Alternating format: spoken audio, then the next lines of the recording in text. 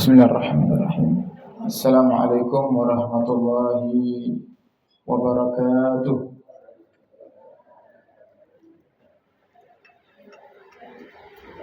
Alhamdulillah,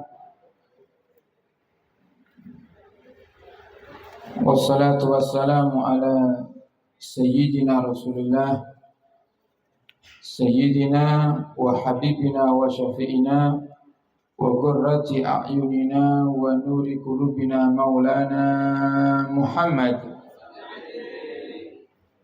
miftahi babi rahmatillah adada ma fi ilmillah salatan wa salaman daimaini bi dawami mulkillah subhanaka la ilma lana illa ma 'allamtana innaka antal alimul hakim rabbi shrah li sadri wa yassir li amri wahlul 'uqdatam min lisani yafqahu qawli bijahin nabi wa sahbi wal ali.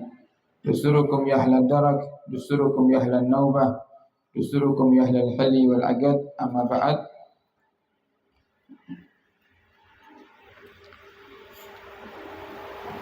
Qala musannif rahimahullah wa nafa'ana bihi wa bi ulumihi fid dharain amin. Wa 'alaika bil ihtiras 'anil najasati kulliha. فإذا أصابك شيء منها مع الرطوبة فبادر بغسله وإذا أصابتك جنابة فبادر بالاغتسال في الحال فإن الجنب مطرود عن حضرة الله ولذلك حرم عليه اللبس في المسجد وتلاوة القرآن. Melanjutkan kajian di dalam kitab Risalatul Mu'awanah.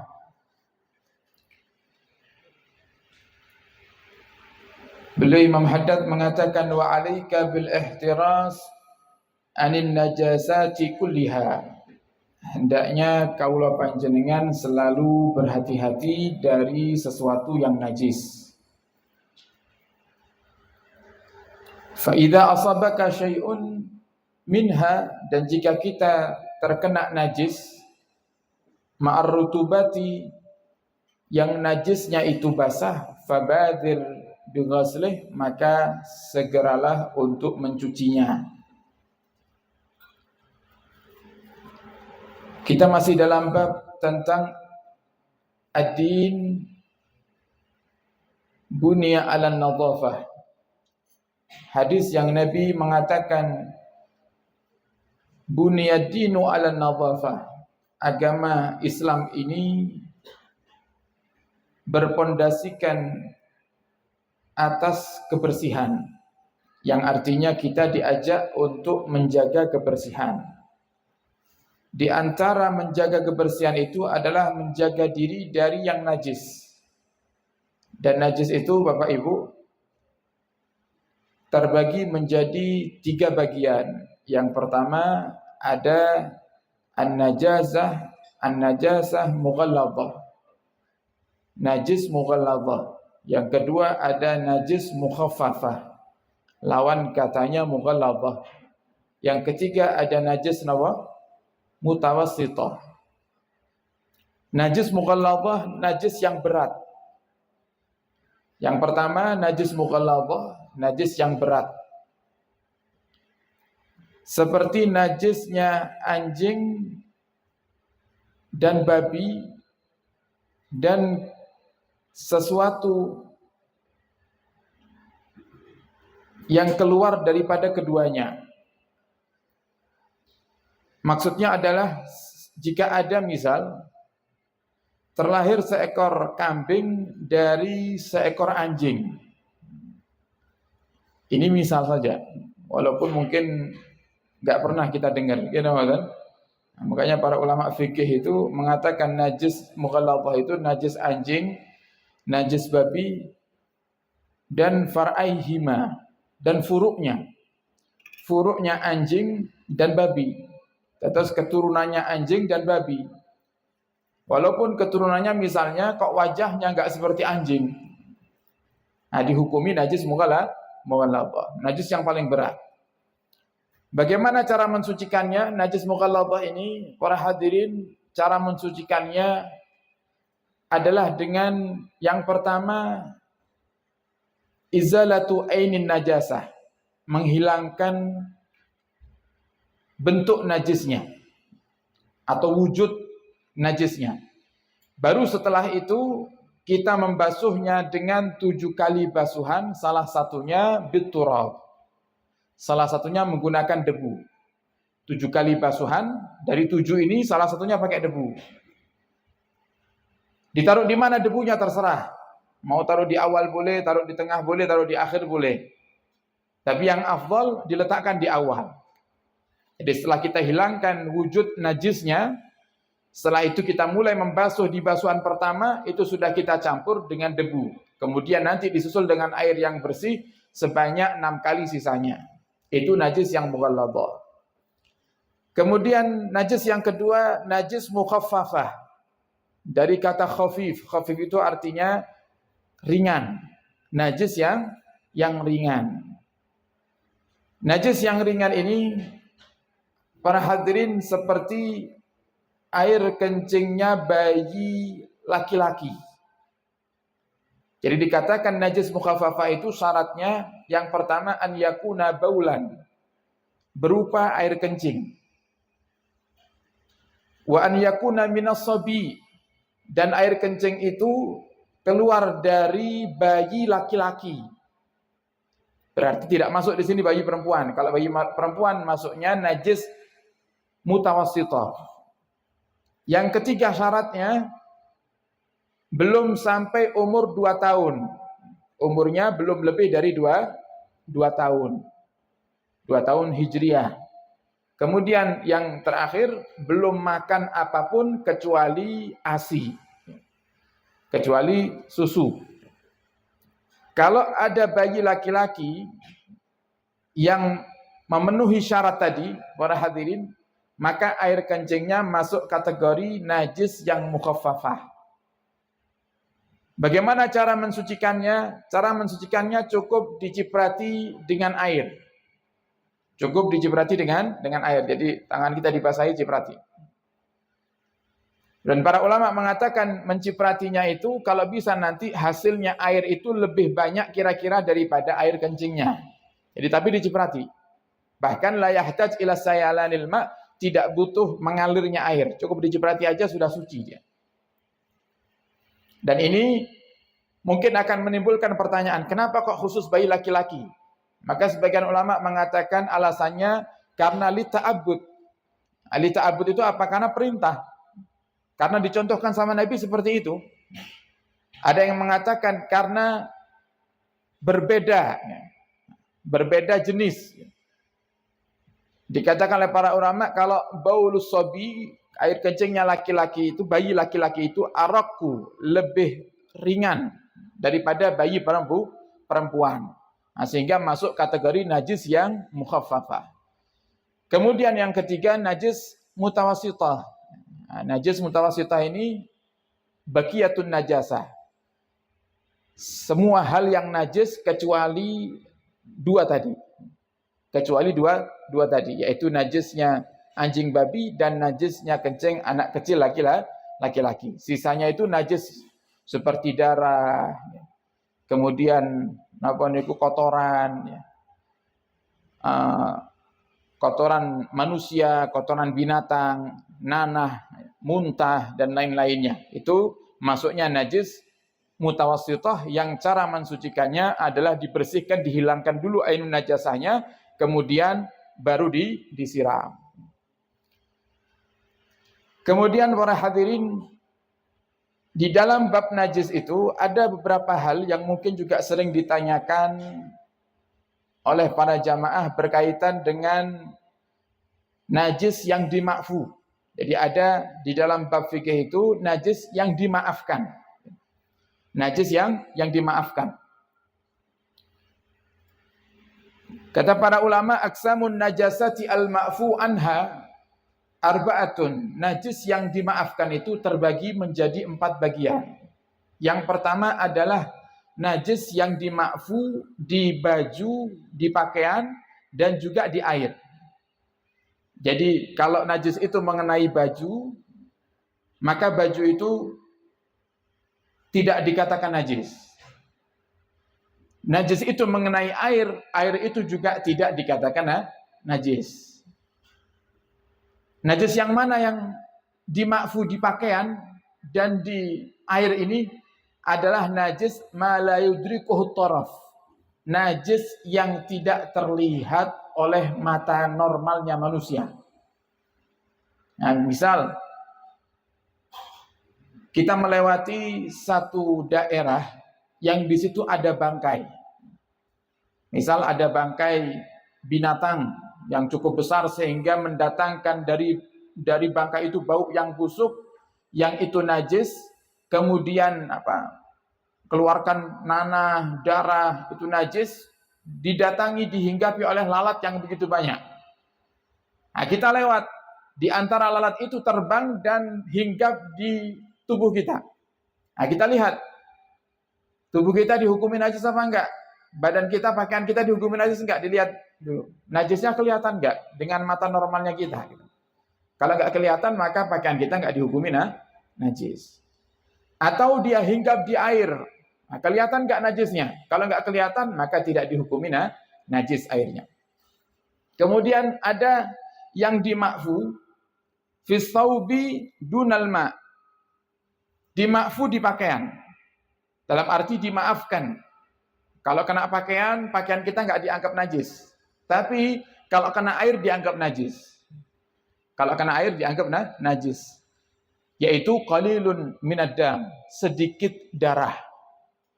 Darah yang sedikit. Jadi kalau ada darah sedikit kena baju kita, Bapak Ibu, baju kita nggak najis.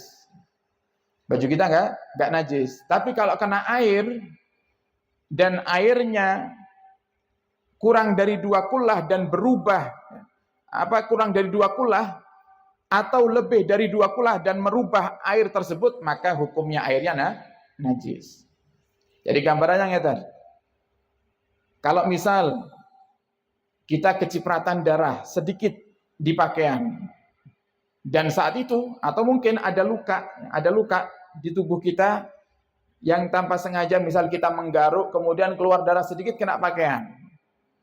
Di tangan misal kita garuk ada darah sedikit, kemudian kita garuk kena pakaian kita sedikit. Nah, gimana hukum pakaiannya? Boleh nggak digunakan sholat? Boleh, karena dimakfu. Boleh najis nggak pakaiannya? Nggak najis, karena dimakfu. Tapi yang sedikit. Nah, kemudian muncul pertanyaan, sedikit itu yang seperti apa? Sampai batasan apa darah itu dikatakan sedikit? Nah, ini macam-macam penjelasan para ulama. Yang paling mudah untuk difahami, dikatakan sedikit itu para hadirin menurut kebiasaan manusia, kebiasaan masyarakat sekitar. Nah, kalau panjenengan ngelihat darah sedikit itu seperti apa? Bahkan ada ulama itu yang mengatakan sedikit itu yang tidak lebih dari telapak tangan. Segini. Dengan bar nyembelih kambing kok nempel nyeplet atau ini. Segini. Pokok nggak lebih dari telapak tangan, itu dikatakan sedikit itu. Sebagian ulama tadi.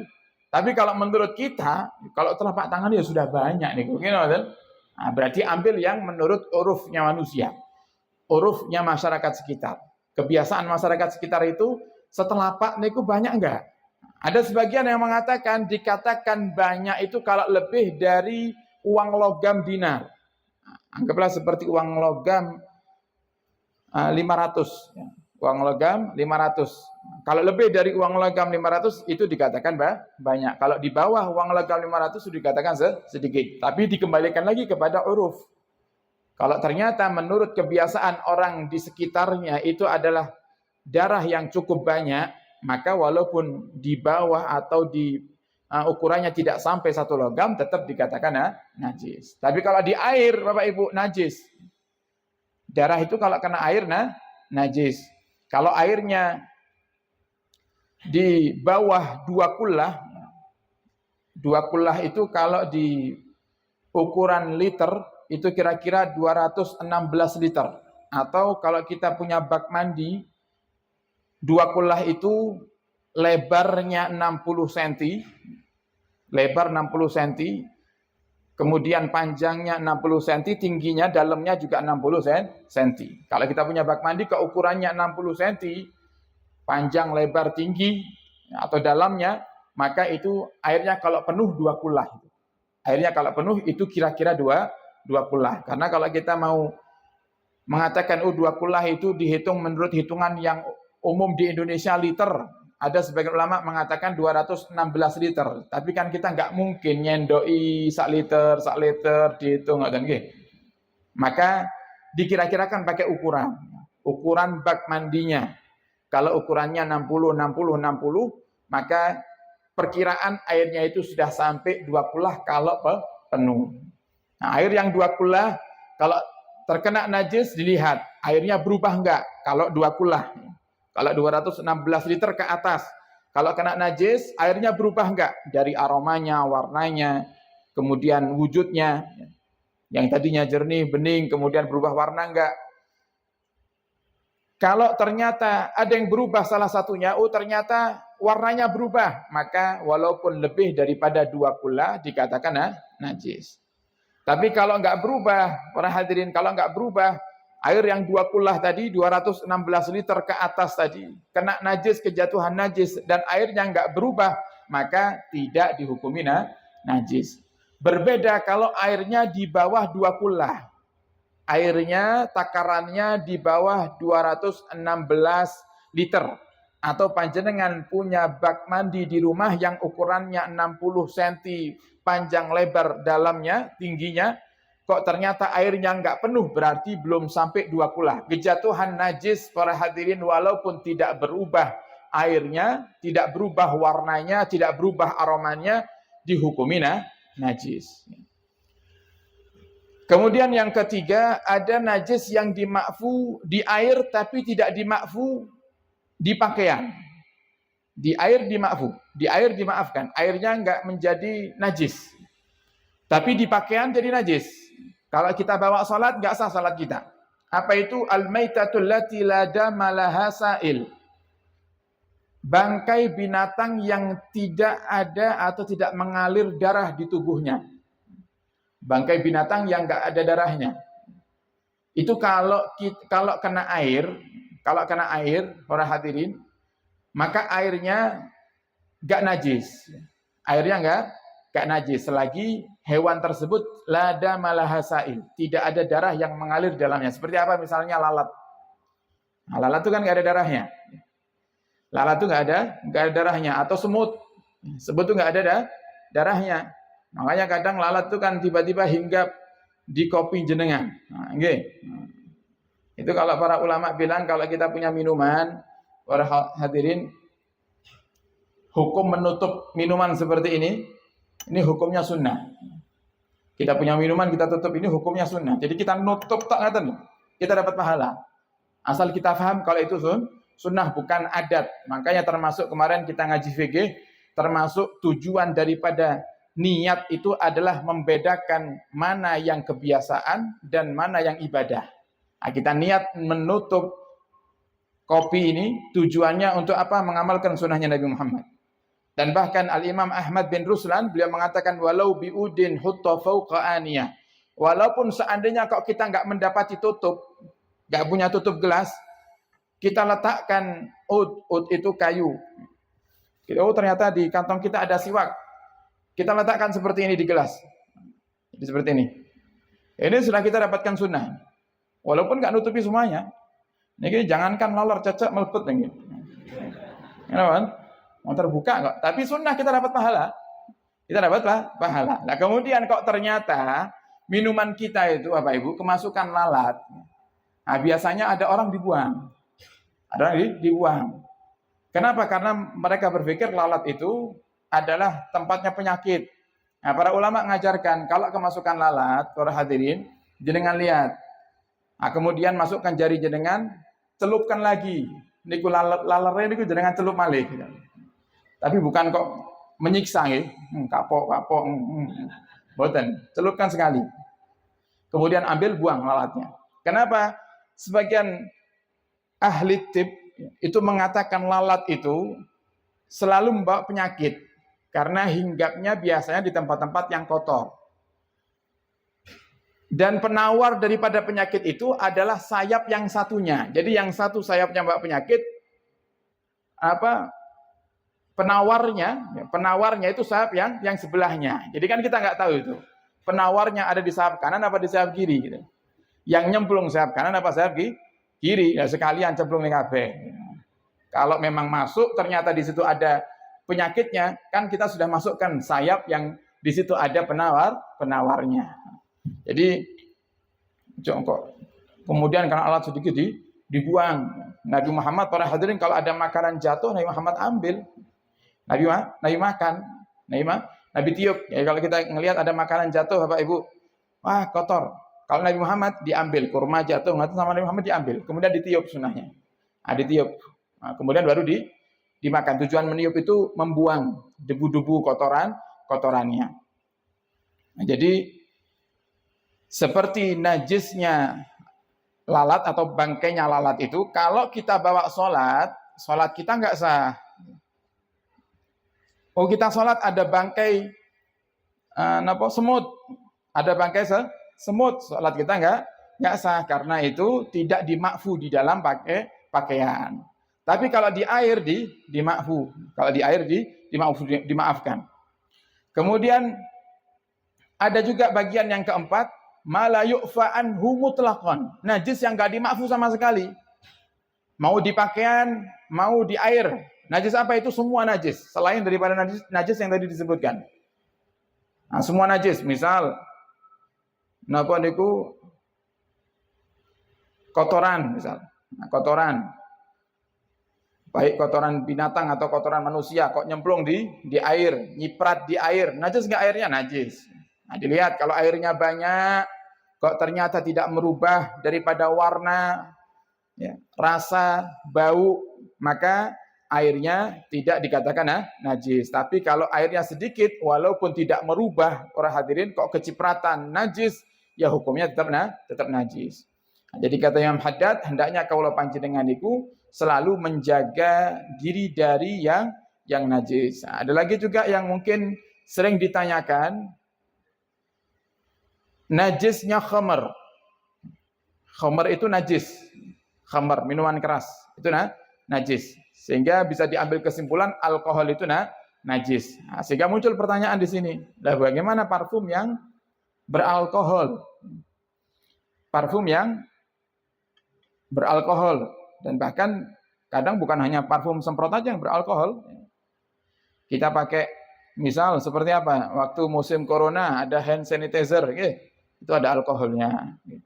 Kemudian nanti kita berobat, kadang alat-alatnya juga dibersihkan pakai alkohol.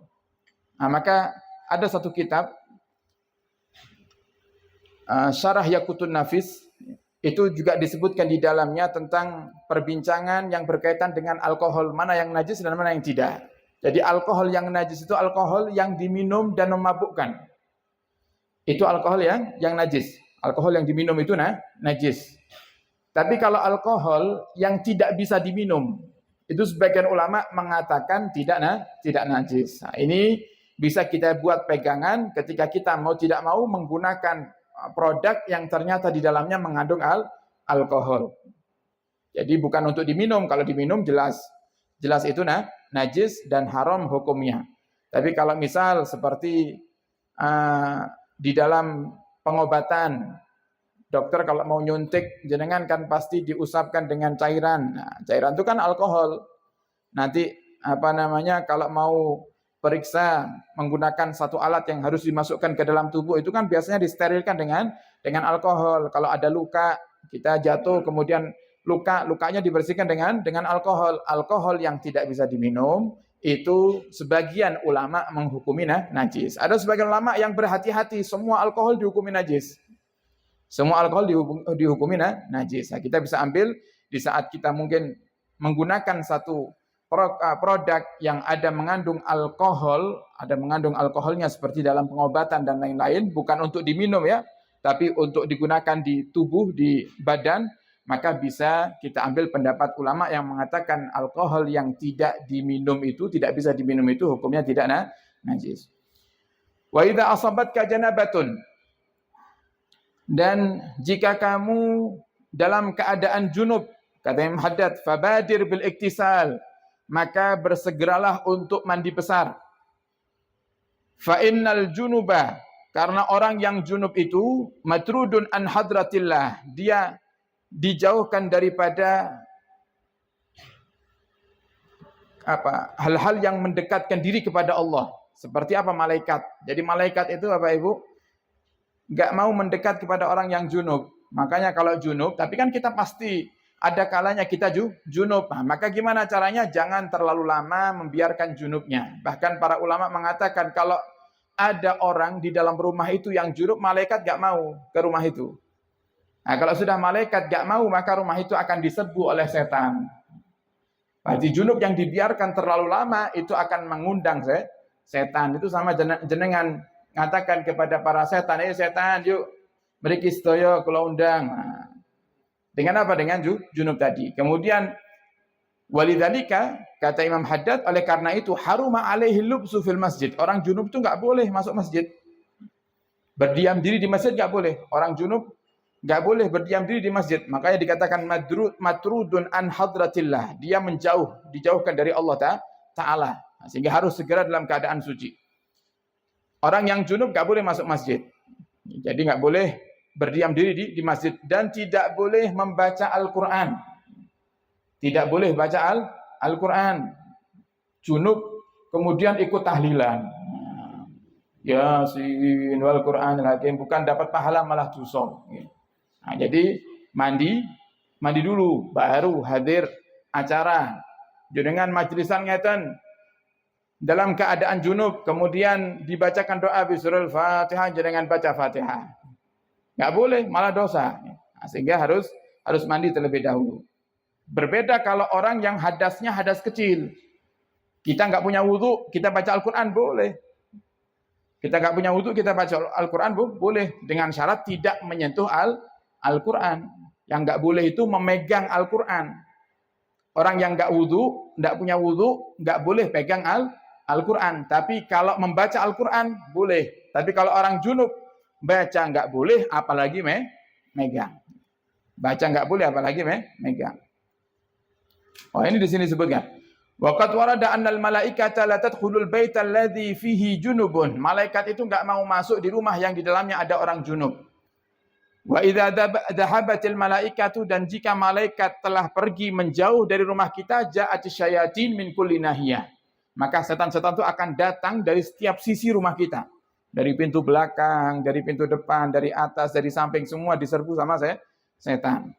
Wahdar, dan juga hindarilah untuk makan dan minum, makan dan tidur dalam keadaan wa anta junubun, dalam keadaan junub. Jadi makruh hukumnya. Makruh hukumnya makan dalam keadaan junub.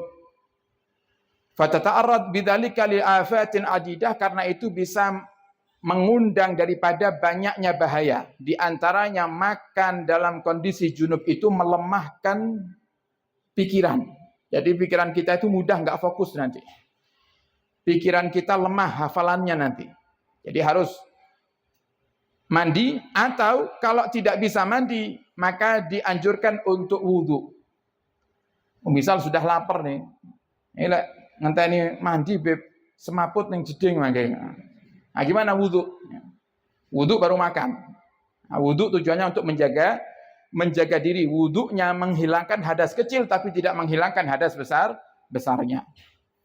Nah, ini disebutkan fa in ajasta anil iktisal fil hal, kalau kamu enggak bisa mandi di saat itu juga, fala ta'jiz an ghaslil farji wal wudu, dan jangan kamu tinggalkan untuk membasuh kemaluanmu dan juga berwudu. Jadi kalau mau tidur dibasuh kemaluannya kemudian berwudu. Kalau memang ini kalau mandi malam enggak kuat, saya dingin. Nanti subuh aja mandinya. Mandi malam juga yang baik itu kan mulai jam 12 ke atas, itu baik. Nantilah mandinya pas tahajud misalnya. Nah, ini maka kalau mau tidur para hadirin berwudu. Itu dianjurkan. Kalau kita tidur tanpa wudu maka makruh hukumnya. Wa alaika bitajdidil wudu wallahu a'lam bissawab. Ini ada pertanyaan para hadirin?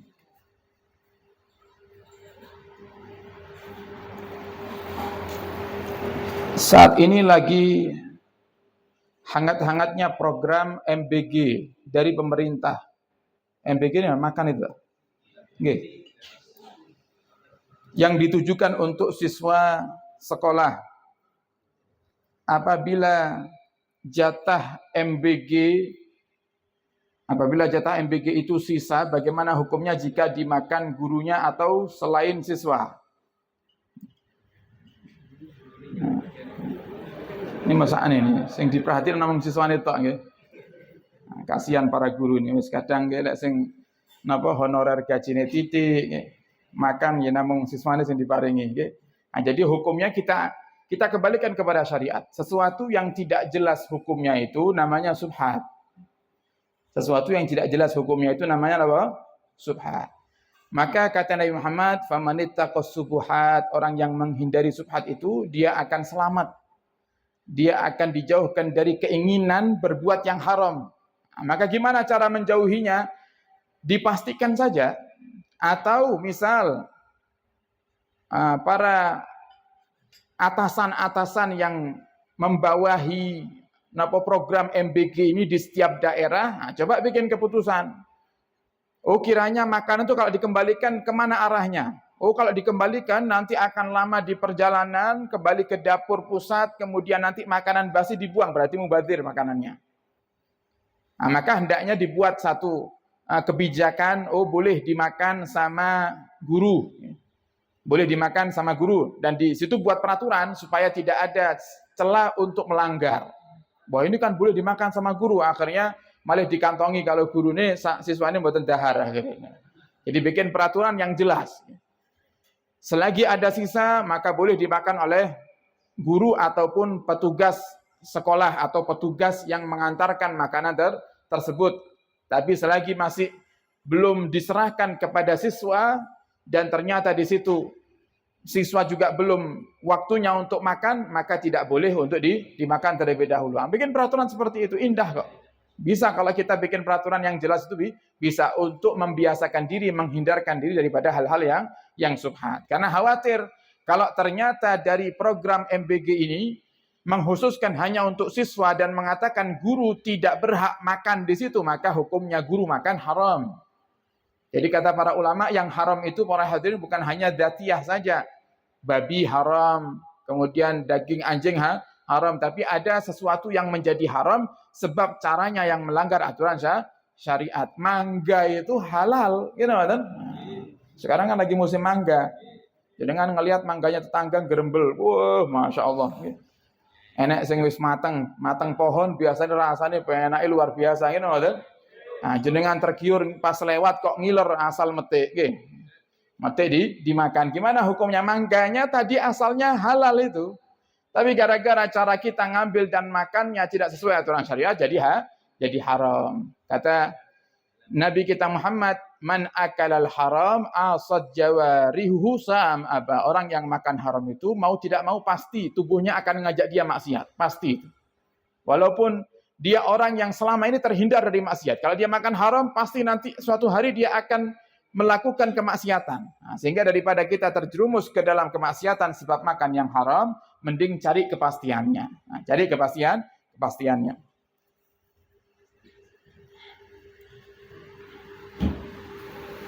Kemudian ada pertanyaan. Di musim dingin biasanya kami mandi jinabat atau mandi junub dengan mandi besar dengan air hangat yang dipanaskan dengan water heater atau kompor gas. Sahkah mandi kita karena tidak kuat jika mandi pakai air dingin? Sah saja asal airnya adalah air yang suci mensucikan. Tapi kalau airnya dicampur misalnya, airnya dicampur dengan sesuatu sehingga bukan air yang suci mensucikan. Suci tapi enggak mensucikan. Kopi jenengan itu suci mboten? Suci mboten? Lek najis mboten parang diminum nggih. Air kopi niki suci tapi air kopi niki damel mandi junub sakit mboten? Nah, mboten sakit. Kenapa? Karena bercampur sesuatu. Nah, kalau airnya dicampur sesuatu yang lain. Kalau tadi asalnya air mutlak, air suci mensucikan, tapi kondisinya dingin, kita hangatkan, ya tetap air suci mensucikan. Gak jadi masalah itu. Nah, berbeda kalau tadi airnya air mutlak suci mensucikan, kemudian kita rebus, kita kasih napa misalnya kayu manis, gitu. Dikasih napa supaya mandinya ben wangi, nanti tubuhnya dikasih wangi-wangian. Nah, itu sudah tidak suci mensucikan, hanya suci saja, tapi tidak mensucikan. Sedangkan syarat air yang digunakan untuk berwudu dan mandi besar itu harus suci mensucikan. Wallahu a'lam bishawab. Jadi boleh kalau cuma dihangatkan airnya tidak bercampur dengan apapun, cuma dihangatkan saja boleh. Wallahu a'lam bishawab. Nah, ini ada yang minta doa.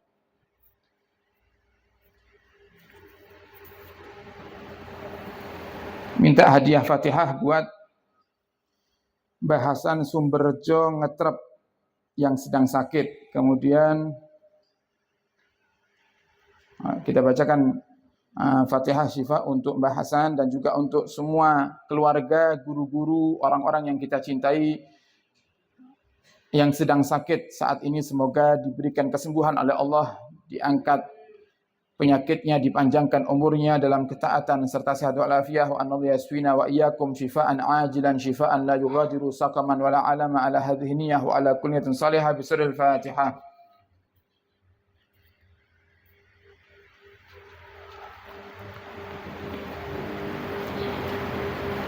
Kemudian kita bacakan Fatihah untuk Mbah Romlah Takmir Masjid An-Nur Bulurejo yang meninggal pada hari Jumat yang lalu. Semoga Allah mengangkat derajatnya, diampuni segala dosanya, diterima amal baiknya dan dijadikan kuburnya raudhah min riyadil jinan dan digolongkan menjadi ahli surganya Allah, dan juga teruntuk para luhur-luhur kaula panjenengan sedaya, orang tua, kakek nenek, guru-guru dan orang-orang yang kita cintai yang telah mendahului kita. Semoga Allah ampuni semua dosanya, diangkat derajatnya, diterima amal baiknya dan dijadikan kuburnya taman daripada taman surganya Allah dan digolongkan menjadi ahli surganya ala hadiniya wa anna Allah yataqashahum birrahma wal maghfirah sumul jannah birahmatih wa nuhdi lahumul Fatihah.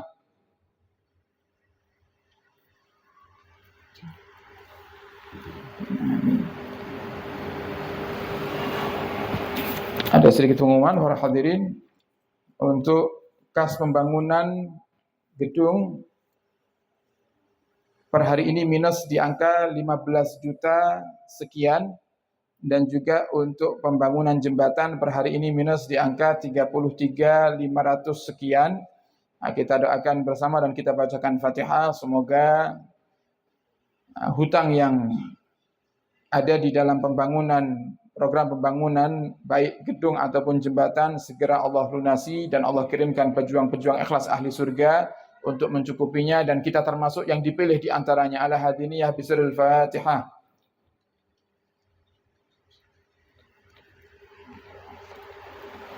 Dan kas operasional majelis per hari ini ada di angka 5.723.600 rupiah, ditambah infak dari panjenengan di malam hari ini terkumpul 1.419.000 rupiah. Alhamdulillah, jazakumullah ahsanal jaza. Semoga Allah membalas kebaikan panjenengan semuanya dan Allah golongkan kita termasuk pejuang-pejuang tangguhnya Nabi Agung Muhammad sallallahu alaihi wasallam, dan diganti dengan rezeki yang berlimpah, dikabulkan segala hajat, amin ya rabbal alamin. Dan kas konsumsi ada di angka 5.584.305 rupiah. Nah, semoga juga semakin diberkahi oleh Allah. Dan untuk program umroh bersama kami masih ada seat yang tersisa bagi jamaah yang ingin umroh bersama kami di tanggal berapa? Tanggal 14 Januari 2026 dengan program 14 hari dan ziarah Taif, dan sudah ziarah Taif, makan 3 kali sehari dan hotel yang dekat dari Masjidil Haram dan Masjid Nabawi dengan pesawat Garuda. Nah, dengan pesawat Garuda berangkat bersama-sama dari Tulung Agung naik bis ke Juanda, Surabaya. Semoga semua yang hadir Allah takdirkan kita semuanya bisa ziarah Mekah dan Madinah, mendapatkan rezeki yang berlimpah dalam waktu yang dekat sehingga kita bisa bersama-sama berkunjung ke Mekah dan Madinah menjalankan ibadah umrah dan ziarah Nabi kita Muhammad sallallahu alaihi wasallam. dan disampaikan kepada keluarga, sahabat, kerabat yang mungkin membutuhkan informasi ini. Kemudian ada program Asyifa Jumat Berkah, berbagi, Asyifa berbagi di hari Jumat, berbagi berkah di hari Jumat. Yang ingin ikut bisa disalurkan melalui Mas Akbar. Setiap hari Jumat ada, setelah sholat Jumat ada bagi-bagi nasi, ya, kita bagi-bagi makanan untuk kaum muslimin yang menjalankan sholat Jumat. Nah, semoga program ini terus istiqamah dan terus diberikan kemudahan oleh Allah Ta'ala sehingga kita bisa berbagi bukan hanya di wilayah sekitar Mabes Asyifa tapi juga bisa merata ke seluruh wilayah Tulungagung dan sekitarnya insyaAllah. Amin ya Rabbal Alamin. Dan mari kita tutup dengan kita membaca doa bersama-sama. Bismillahirrahmanirrahim. Alhamdulillah Rabbil Alamin. Allahumma salli wa sallim ala Sayyidina Muhammadin wa ala alihi wa sahbihi ajma'in. Allahumma ghfir dhunubana wastur uyubana wa tahhir qulubana wa hassin munqalabana wa afina wa'fu anna waghfir lana warhamna wa ala ta'atika a'inna wa ambabika fala tadrutna wa akhtim bis salihati a'malana ya Rabbal Alamin. Allahumma ya Allah, Engkau yang menyaksikan kami berkumpul di tempat ini ya Rabb. Di malam hari ini kami bersalawat kepada kasih-Mu Nabi Muhammad ya Allah. Kami belajar ilmu agama ya Allah. Maka kami berharap ya Allah tidak ada lain niat kami kecuali hanya ingin pulang dari majlis ini dalam keadaan Engkau ridha kepada kami semua ya Rabb. Engkau ridha kepada keluarga kami ya Allah. Engkau ridha kepada anak-anak kami ya Allah. Engkau ridha kepada guru-guru dan santri-santri kami ya Rabb. Dan kami mohon ya Allah, pulangkan kami dari majlis ini dalam keadaan semua dosa kami telah Kau ampuni ya Allah. Kami sadar ya Rabb dosa kami begitu banyak. Waktu kami yang telah Kau berikan kepada kami habis hanya untuk perkara-perkara dunia ya Allah. Dan terkadang waktu itu kami gunakan untuk bermaksiat kepadamu. Mata kami sering memandang yang haram. Telinga kami sering mendengarkan hak yang haram. Lisan kami sering berkata yang haram. Hati kami penuh dengan penyakit yang haram. Maka ya Allah, maafkan kami, ampuni kami dan terima taubat kami ya Rabb. Dan jadikan taubat kami di malam hari ini taubatan nasuha. Taubatan nasuha ya Tawwab. Tub alaina wa samihna fima janaina ya Tawwab. Ya Haidat yang maha menerima taubat hambanya. Terimalah taubat kami di malam hari ini ya Allah. Dan maafkan segala dosa-dosa kami ya Rabb. Dan berikan kepada kami hidayah. Hidayah untuk istri kami, hidayah untuk keluarga kami, untuk santri-santri kami dan siapapun yang mengenal kami ya Allah. Dan ya Rabb, kami mohon jadikan kami hamba-hambamu yang ahli Quran. Jadikan kami hamba-hambamu yang ahli zikir. Jadikan kami hamba-hambamu yang ahli istighfar. Jadikan kami ya Allah hamba-hambamu yang ahli tahajud. Maka ya Rabb, permudah kami di setiap malam-malam kami untuk bangun salat tahajud. Agar kami bisa beristighfar kepadamu di waktu malam dengan derai air mata ya Allah. Dan jadikan mata kami ya Allah mata yang pernah menangis karena takut kepadamu di dunia. Agar kami tidak menangis nanti di padang mahsyar ya Allah. Dan ya Allah, ampuni dosa kedua orang tua kami, dosa keluarga kami dan orang-orang yang kami cintai ya Rabb. Orang tua kami yang telah mendahului kami ya Rabb, lapangkan kuburnya. Ampuni dosanya dan jadikan dosa mereka ya Allah Kau ampuni sebab doa yang kami panjatkan kepadamu di malam hari ini ya Rabb. Jangan Kau siksa kedua orang tua kami di alam barzakhnya ya Allah. Jangan Kau siksa mereka kelak di neraka-Mu ya Allah. Tapi berikan kepada mereka ya Allah rahmat-Mu dan ampunan-Mu sehingga mereka ya Allah mendapatkan nikmat kubur dan nikmat surga-Mu. Dan ya Allah orang tua kami yang masih hidup panjangkan umur mereka ya Rabb. Jaga mereka ya Allah. Sembuhkan mereka ya Allah. Berkahi sisa umur mereka ya Allah. Bahagiakan mereka ya Allah. Dan jadikan mereka ridha kepada kami ya Allah. Dan jika memang ya Allah kami termasuk anak yang durhaka kepada orang tua kami dengan sikap dan kata-kata kami. Mungkin kami pernah membentak mereka, berkata kasar kepada mereka, menyakiti hati mereka dan bahkan mungkin ada di antara kami yang tidak peduli dengan mereka. Maka ya Rabb maafkan kami ya Allah. Dan jadikan kami anak yang berbakti kepada kedua orang tua kami. Dan ya Allah bimbing kami ke jalan yang benar. Jadikan kami ya Allah imam dalam rumah tangga kami, imam yang saleh. Pemimpin yang baik ya Allah. Pemimpin yang bisa menjadi suri tauladan yang baik bagi istri kami ya Allah. Dan ya Allah jika di masa lalu kami sebagai seorang suami pernah menyakiti hati istri kami. Menyakiti hati mereka sebab kata-kata kami. memukul mereka ya Allah, berkata kasar kepada mereka, tidak peduli dan bahkan tidak menafkahi mereka, maka ya Allah, ampuni kami ya Rabb. Ampuni kami ya Allah. Ampuni kami ya Allah. Berikan hidayah kepada kami. Dan ya Allah, jaga istri kami, jaga keluarga kami dari fitnahnya akhir zaman ya Allah. Betapa luar biasa fitnah yang kami dapati di hari ini ya Allah. Fitnah yang begitu luar biasa, orang berbicara mencaci maki kasih-kekasihmu, mencaci maki ulama-ulama pewaris kasihmu Nabi Muhammad. Maka ya Rabb, jauhkan kami dari golongan mereka ya Allah, dan berikan hidayah kepada mereka. Dan ya Allah, pandang kami dengan pandangan rahmatmu, pandang kami dengan pandangan taufik dan hidayahmu. Jangan pernah pandang kami ya Allah dengan pandangan murkamu. Kami takut ya Allah, walaupun kami sadar kami hamba yang layak untuk mendapatkan murkamu sebab kemaksiatan kami, tapi kami takut ya Allah dengan murkamu, kami takut dengan siksamu. Maka ya Rabb, fahbli taubatan waghfir dhunubi fa innaka ghafirud dzambil azimi. Maka ya Allah, berikan taubat kepada kami ya Rabb, berikan hidayah kepada kami ya Rabb, dan jadikan kami hamba-Mu yang tidak mengulangi lagi dosa-dosa kami di masa lalu ya Allah. Dan ya Allah, kami mohon berkahi sisa umur kami ya Allah. Jadikan waktu kami hidup di dunia ini yang akan datang menjadi hamba-Mu yang lebih baik ya Allah. Jadi hamba-Mu yang lebih semangat dalam beribadah ya Allah. Jadi hamba-Mu yang semangat dalam berjuang ya Allah. Jika saat ini ya Allah ada di antara kami yang mulai kendor dalam berjuang melanjutkan lisan Nabi Muhammad sallallahu alaihi wasallam, melanjutkan perjuangan dakwah Nabi Muhammad, maka ya Rabb, kembalikan semangat kami yang kuat itu ya Allah, sehingga kami layak untuk mendapatkan gelar yang dikatakan oleh Nabi Muhammad dalam hadisnya, ana mubahin bikumul umama yaumal qiyamah. Aku akan banggakan kalian nanti di hari kiamat. Dan ya Allah, jadikan kami hamba-Mu yang selalu dekat dengan kasih-Mu Nabi Muhammad. Tanamkan dalam hati kami cinta kepada Sayyidina Muhammad. Kami tidak punya tujuan apapun ya Allah. Di saat kami duduk di majlis yang mulia ini, kami baca maulid, kami bersalawat kepada kasih Nabi Muhammad. Kami hanya berharap ya Rabb, Engkau tanamkan dalam hati kami cinta kepada Sayyidina Muhammad. Karena kami punya cita-cita ya Allah, sebagaimana dikatakan oleh kasih-Mu Nabi Muhammad, yuhsarul mar'u ma'aman ahab. Manusia akan dikumpulkan bersama yang dicintainya. Maka ya Allah, semua yang kami lakukan, membangun gedung ini, berjuang ya Allah, waktu kami untuk berdakwah, melanjutkan lisan Nabi-Mu Muhammad ya Rabb, semuanya karena kami ingin mencintai Sayyidina Muhammad. Maka ya Rabb, hadiahkan untuk hati kami cinta kepada Sayyidina Muhammad, agar kelak Kau kumpulkan kami bersama Sayyidina Muhammad. Dan ya Allah, takdirkan kami semuanya bisa segera ziarah Mekah dan Madinah ya Allah.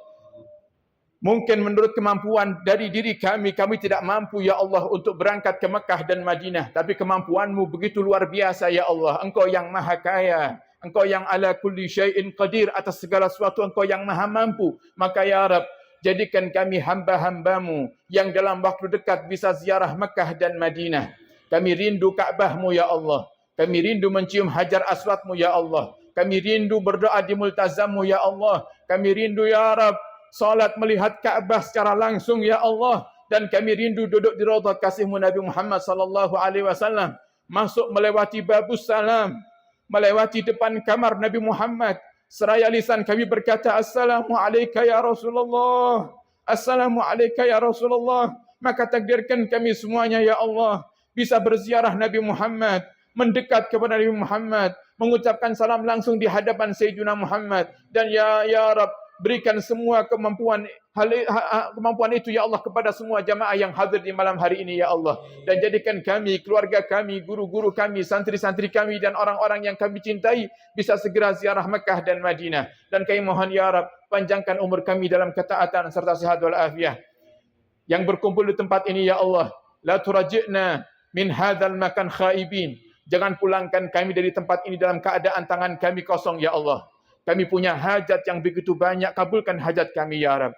Fa anta ya qadiyal hajat, igdi hajatina wa atina ma ataita ibadaka salihin.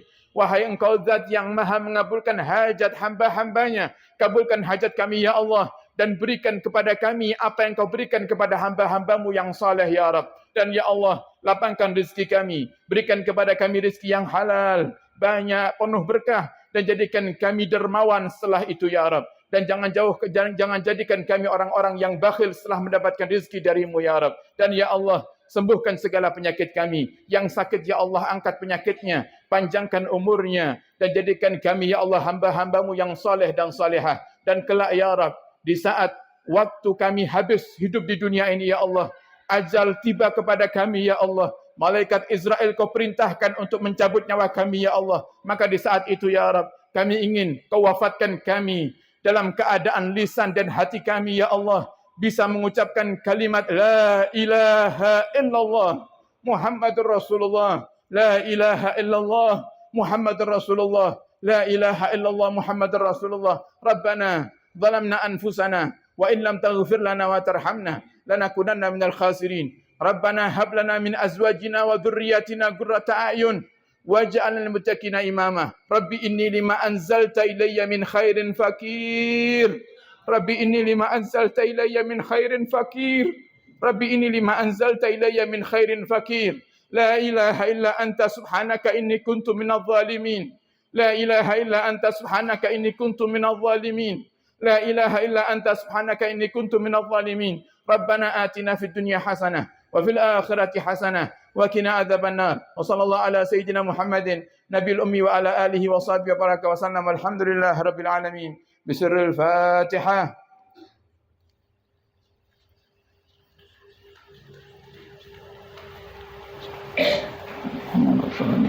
Dan kita bacakan Fatihah untuk air barakah yang panjenengan bawa. Semoga dengan wasilah suratul Fatihah dan maulid yang kita baca, Allah berikan kesembuhan zahiran dan batinan kepada kita semuanya. Ala hadhihi niyah bisirril Fatihah.